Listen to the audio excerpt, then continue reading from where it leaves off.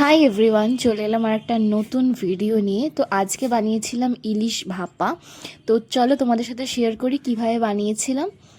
তো ফার্স্টেই মাছগুলোকে ভালো করে ধুয়ে নিয়ে ওর মধ্যে হলুদ গুঁড়ো আর নুন দিয়ে ভালো করে জিনিসটাকে মাখিয়ে মোটামুটি 10 মিনিটের জন্য তোমরা সাইড করে রেখে দাও।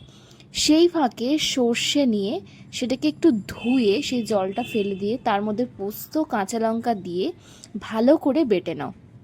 দেন মিক্সচারের মধ্যে একটু হলুদ গুঁড়ো, নুন আর তেল দিয়ে, তেলটা একটু বেশি দিতে হবে, তেল দিয়ে তোমরা একটা এরকম টিফিন বাটির মধ্যে মিক্সচারটা দিয়ে তার উপরে তোমরা মাছগুলো প্লেস করে দাও।